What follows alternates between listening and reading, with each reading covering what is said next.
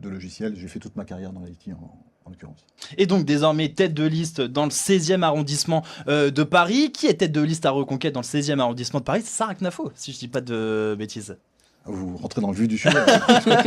C'est Sarah Knafo qui fait, il faut le dire, une campagne absolument brillante depuis le début de ces municipales. Sarah Knafo qui est donnée à 13,5. Bon, c'est un peu plus compliqué pour Thierry Mariani, Louis Piquet. Oui, c'est pas Thierry qui est le candidat dans le 16e, c'est votre serviteur. Absolument. Et Sarah Knafo, par ailleurs, a sa double casquette. J'ai envie de dire, j'ai tiré le gros lot sur le 16e arrondissement, puisqu'elle a décidé d'y venir.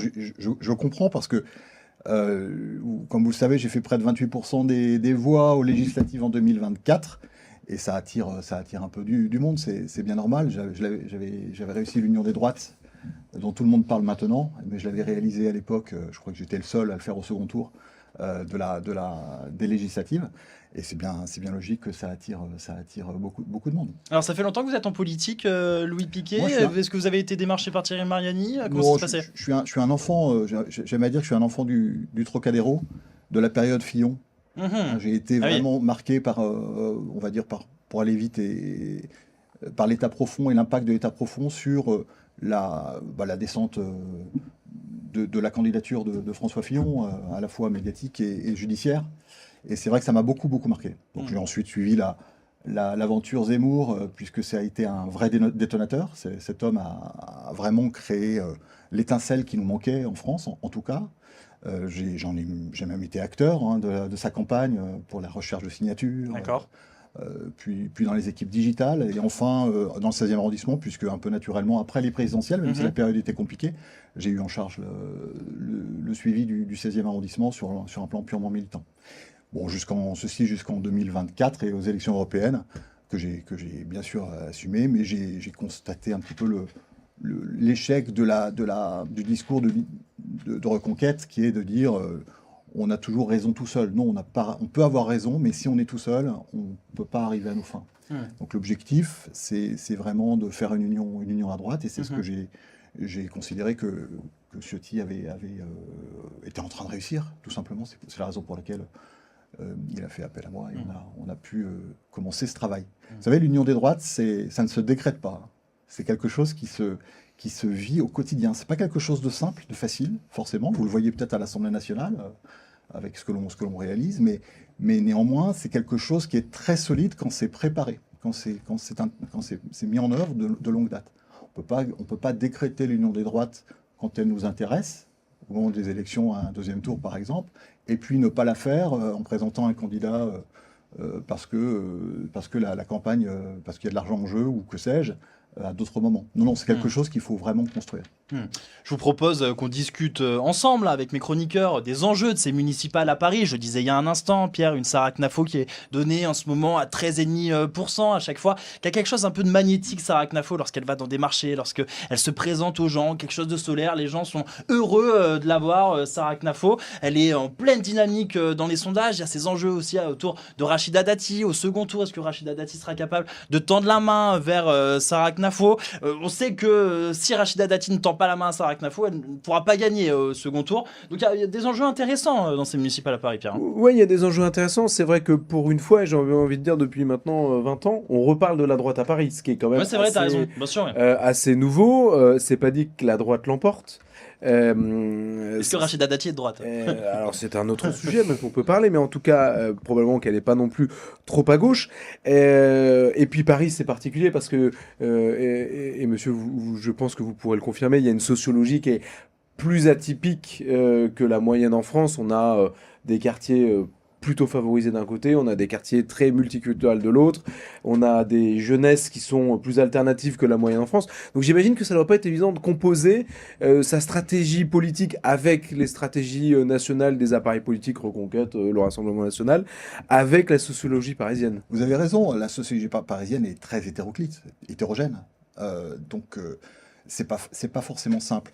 Mais néanmoins, il faut avoir la force de l'appareil politique avec une vision globale sur l'ensemble des territoires pour être en mesure de porter un discours un peu général. Ça, c'est mon premier point. Le second, c'est que derrière je dirais les caricatures de l'Est parisien populaire et de l'Ouest bourgeois, il y a quelques contrastes quand même à souligner. Moi, je veux parler de ce que je connais, c'est le 16e arrondissement.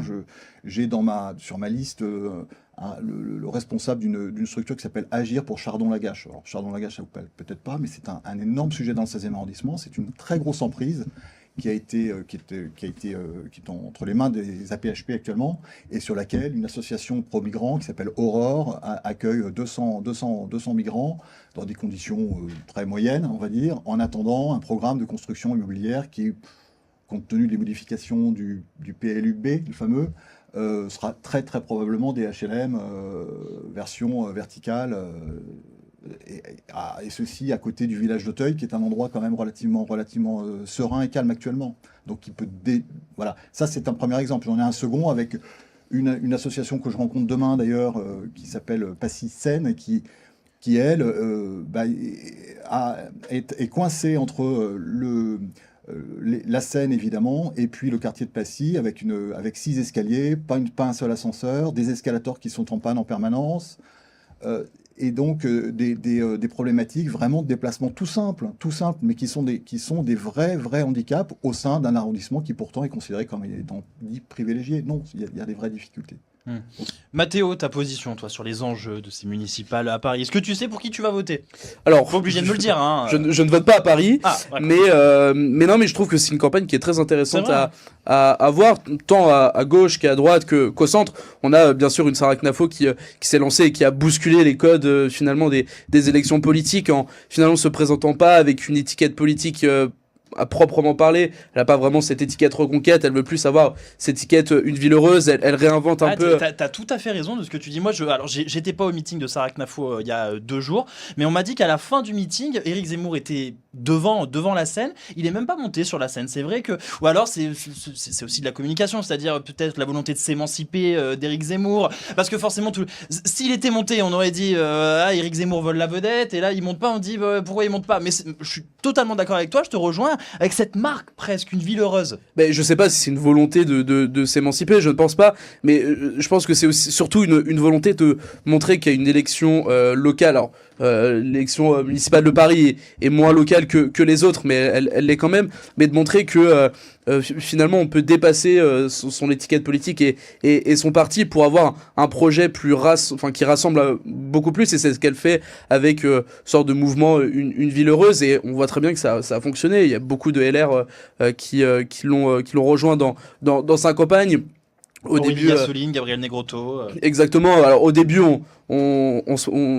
à gauche, on la moquait un peu parce qu'on disait qu'elle s'inspirait un peu du maire de New York dans sa campagne, mais preuve que ça fonctionne quand on bascule un peu de ces codes des élections municipales, lorsqu'elle est à un peu plus de 13%, je crois. 13,5%. Donc c'est quelque chose qui est assez remarquable. Mais quand on voit, on prend Rachida Dati, Sarah Knafo et Thierry Mariani, on voit que finalement la droite, comme on pouvait l'interroger, savoir si Rachida Dati était vraiment de droite, mais comme tu l'as dit, pas vraiment à gauche, donc on peut l'inclure dedans, de montrer que finalement la droite à Paris est quand même à une certaine dynamique. Et donc moi j'ai hâte de voir les résultats du premier tour, et surtout les potentielles alliances qui pourra avoir au second tour.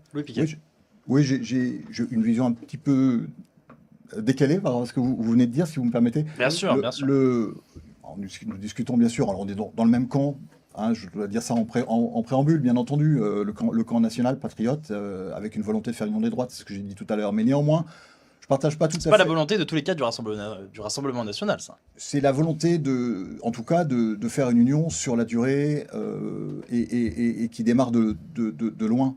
Pas pour faire un coup politique. Marine Le Pen elle-même dit qu'elle ne se considère pas de droite. Hein. Marine Le Pen a une vision présidentielle, et c'est normal qu'elle cherche à rassembler l'ensemble des Français. Néanmoins, au quotidien, je peux vous garantir que c'est un travail qu'on a démarré de longue date et qui est réel. Voilà. Mais néanmoins, moi je regrette le temps, et je vous ai donné mon pédigré politique historique, je regrette le temps d'un reconquête assumée, j'ai envie de vous dire. Pourquoi on ne parle pas aujourd'hui de grands remplacements ? Où sont passés les Jean-Luc Mélenchon en parle. Où sont passés oui, tout à fait. Où sont passés les francocides? Où est passée la remigration? Vous voyez, moi, on entend ville heureuse, on entend lampadaire 3.0, ok. Est-ce que c'est vraiment ça dont les Parisiens ont besoin? Ouais. Vous savez, il y a une enquête, je crois que c'est l'IFOP qui a fait une enquête il y a peu de temps là sur Terram, pour Terram, qui donne les priorités des Français, et donc des Parisiens, on peut le considérer, ils sont Français comme tout le monde, à ces municipales. Le tiercé des attentes, c'est 1, sécurité, 2, santé, 3, dette. Donc moi je veux bien qu'on aille expliquer aux Parisiens qu'il n'y a pas de souci, il n'y a plus de soucis d'immigration, il n'y a plus de soucis de conflits de personnes sur certains quartiers ou certaines zones, qu'il n'y a pas de problème de sécurité, mais j'ai du mal à croire. Moi je considère qu'il faut s'assumer. On est un camp qui s'est créé en assumant nos idées. Il faut absolument continuer à le faire. Je le fais de manière sérieuse, sereine, il n'y a pas besoin d'en faire trop non plus, mais il faut l'assumer. Là où vous avez raison, d'autant plus, c'est qu'à Paris, dans le camp d'en face, vous avez des camps qui sont particulièrement grossiers, que ce soit Emmanuel Grégoire, qui est un archétype du think tank Terra Nova, avec ses références aux minorités, aux LGBT, au vivre ensemble, Oui, et puis c'est Madame... Microcosme France Inter, ça. Et Madame Chéricoux, qui est dans le... Chikiro. Pardon, qui est dans l'archétype De l'anti-France primaire. de l'anti-France et du mélenchonisme assuré. Donc c'est vrai qu'on a une contradiction parfois entre une droite qui reste assez prudente, y compris sur le terrain municipal, et une gauche qui est caricaturale, particulièrement à Paris. Oui, je rebondis sur ce que vous dites. Je pense qu'on est en premier tour. Moi, on m'a appris en histoire des idées politiques que un premier tour, c'est un tour où on assume et on assume ses valeurs. Et ensuite, au second tour, on rassemble. D'accord? Donc, ce que fait très bien Marine Le Pen, d'ailleurs, quand elle parle des Français. Mais on n'a pas passé le premier tour. Assumons qui nous sommes. Je considère que les listes Retrouvons Paris s'assument parfaitement. Quand on dit que nous refusons catégoriquement de l'installation de salles de shoot sur Paris et que nous souhaitons fermer celles qui existent, nous sommes cohérents avec l'ensemble de notre discours sur les autres sujets. Voilà, c'est un exemple, mais quand on dit que l'on veut protéger le patrimoine et que on dit que le Parc des Princes ne doit pas partir au Qatar, nous assumons nos positions.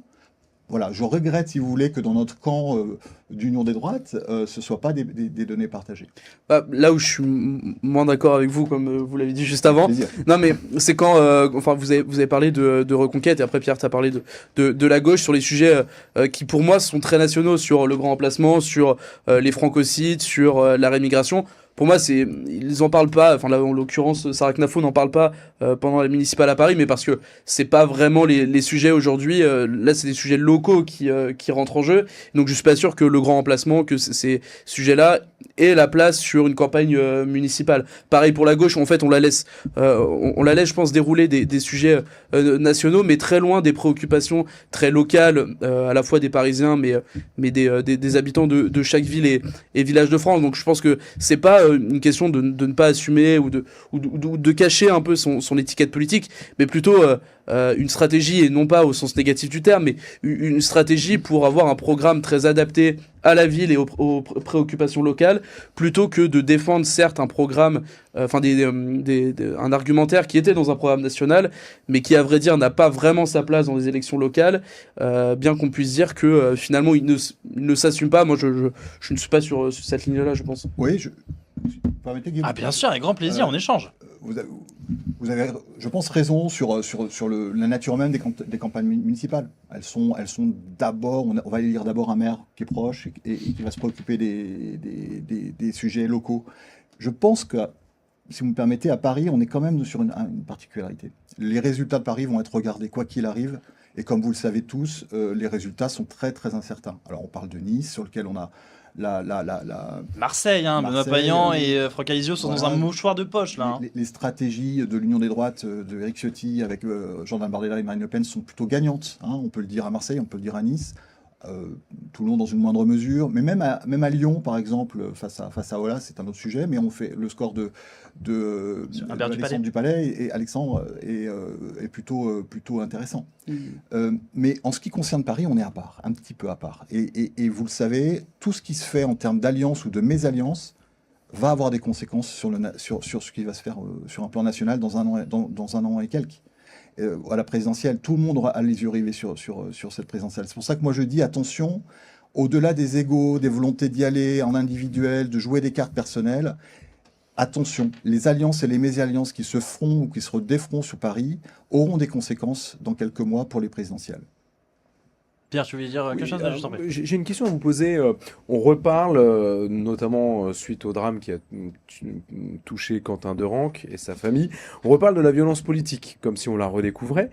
Vous, dans votre quotidien avec vos équipes militantes, est-ce que vous percevez de la tension sur le terrain? Moi, les marchés, les tractages. Les marchés, je me souviens qu'à Porte de Pantin, il y a quelques jours, il y a un retraité qui a été agressé parce que tractant pour le Rassemblement national. Et comment vous vivez votre campagne dans le 16e arrondissement?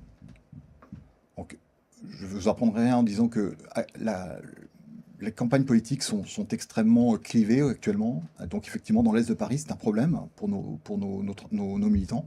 Et vous avez cité une personne âgée, hein, enfin un retraité qui est, je crois, encore à l'hôpital. C'est vraiment extrêmement grave. On en a peu parlé dans les médias. Je vous remercie, vous l'avez relié, mais peu de médias l'ont fait. C'est effectivement ce sont des signes inquiétants, je dirais. Je ne veux pas vous dire que je vis la même chose dans le 16e arrondissement, ce serait vous mentir. J'ai presque envie de vous dire que je suis dans le quartier depuis déjà un certain temps et je vois déjà l'évolution entre les années 2021-22 et aujourd'hui, avec une installation de notre camp dans le paysage qui se fait de manière presque maintenant, presque naturelle. Nous sommes considérés comme étant complètement partie prenante du paysage politique. Voilà, j'ai eu il y a 2 ans des problèmes avec certains militants que je n'ai plus aujourd'hui. Voilà ce que je peux vous dire. Je vais être très honnête avec vous sur le 16e arrondissement. Voilà. Une question quand même, Louis Piquet, la campagne de Thierry Mariani, là, qui est dans les sondages en dessous des 10%, pourquoi est-ce qu'il n'arrive pas à décoller? On entend par-ci par-là que lui-même, il n'est pas très convaincu par sa campagne, pas très motivé. Bon, vous, votre position? Écoutez, on ne fait jamais la campagne idéale telle qu'on la voudrait, on en voudrait toujours plus. Ça, c'est certain. Ce que je peux vous dire, c'est que Thierry a mouillé la chemise et mouille toujours la chemise. C'est pas forcément le cas de Frontières. La preuve en est, c'est que vous m'invitez aujourd'hui, mais un certain nombre de médias, on peut le dire, ont fait un blackout total sur la pré-campagne. Il était très peu invité. Et ensuite, dans la campagne officielle, vous le savez, il y a un certain nombre de débats, je crois qu'il y en a 3 ou 4 qui ont été annulés. Je prends l'exemple d'un de vos confrères qui est BFM TV, je crois qu'il y a eu 5 invitations et 5 annulations. Je ne sais pas si vous vous rendez compte. Donc, de ce point de vue-là, on n'a pas forcément été aidé. Après, il y a une problématique de moyens et de proportions mises sur cette campagne. Alors, je vais vous le dire de manière très honnête, ça n'engage que moi, mais mettre sur la table entre 1 million et 1,5 million, ce qui est le cas d'une candidate d'un parti sur le 16e arrondissement et qui est également tête de liste à Paris, mettre entre 1 et 1,5 million et 1,5 million sur la table pour faire une campagne à Paris aujourd'hui. Alors, c'est bien, ça fait de belles images, ça fait de belles écharpes, mais ça fait à peu près, il y a 1 300 000 électeurs à Paris, ça fait 1 euro par électeur. Quand on est en train de parler de contraintes budgétaires, quand on est en train de parler de diminution de plusieurs milliards de la contrainte de la dette pour essayer de desserrer les taux de la ville, alors je sais que c'est Nicolas qui paye, puisque comme vous le savez, les frais de campagne sont remboursés par l'État, et donc il y a zéro sujet pour si le candidat fait plus de 5%. Si le candidat fait plus de 5%, vous avez raison, mais c'est quand même, il y a un petit côté un peu indécent. Voilà, je vous le dis comme je le pense. On est aujourd'hui, je ne vous aurais pas dit ça il y a 10 ans, on est dans une situation qui fait qu'on devrait être modeste, y compris dans notre manière de nous adresser aux Parisiens, et aux Français de manière générale d'ailleurs. J'aimerais qu'on écoute désormais Marine Le Pen. On va désormais parler de ses campagnes municipales au sens large, au sens national du terme. Elle considère que le changement démarre dans la commune. Pas du tout, ça n'a pas marché.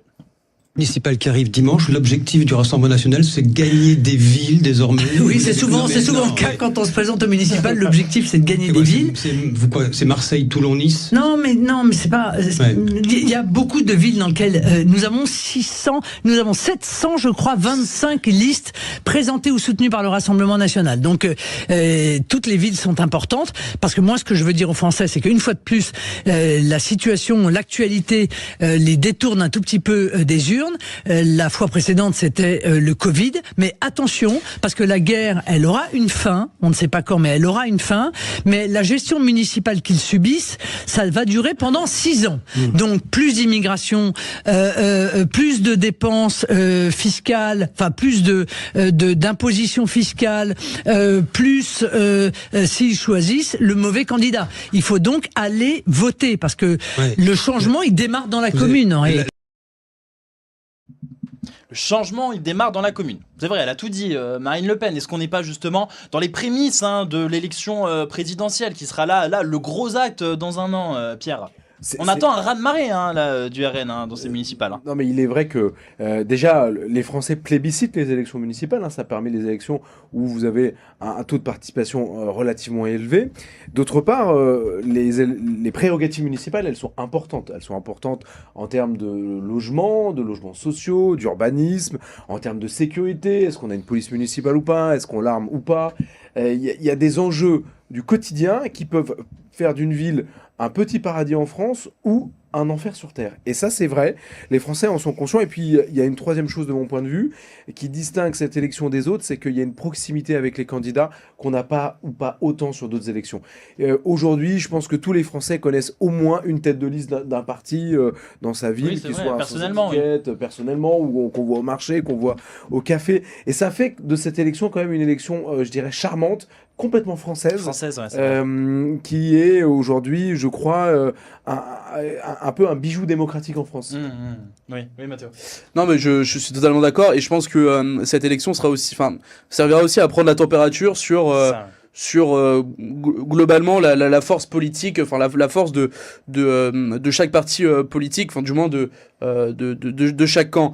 Moi, je me rappelle de l'élection municipale de 2020, on était en plein Covid, elle a servi absolument... Vague écolo. Exactement, et puis en fait, elle n'a pas servi à grand-chose, du moins, on a réussi difficilement à positionner chaque force politique sur leur code de popularité. Là, on est à 1 an des présidentielles, on est 2 ans après les européennes et les législatives, ça va aussi servir de pouvoir voir la jauge politique où est-ce qu'elle est, et voir si le camp national qui est potentiellement va arriver au pouvoir d'ici 1 an est aussi puissant et arrive à briguer énormément de mairies. Oui, pour compléter ce que vous dites, Mathéo, je crois que ce qui nous aide sur cette élection, c'est aussi le mode d'élection. Parce qu'on est sur un mode d'élection qui est très intelligent de mon point de vue. À la fois majoritaire et proportionnel. Puisque vous le savez, alors en province, je crois que c'est 50% de la liste arrivée en tête qui prend 50% des sièges. Et ensuite, le reste en proportionnel, Paris, c'est 25%. Mais je dirais, et d'ailleurs, on n'est pas à l'abri de certaines surprises avec un troisième tour d'une élection du maire à Paris qui se ferait au Conseil de Paris, compte tenu de ce mode d'élection. Mais je crois que ça participe au fait que les Français sont très attachés à cette élection parce que toutes les sensibilités ont une chance d'y apparaître. Et imaginez une ville comme Marseille tomber. Pourquoi je dis ça? Parce que j'ai envie de parler d'union des droites. On se rappelle que Franck Alizio s'était désisté en faveur de Stéphane Ravier. Et ce matin... Le contraire.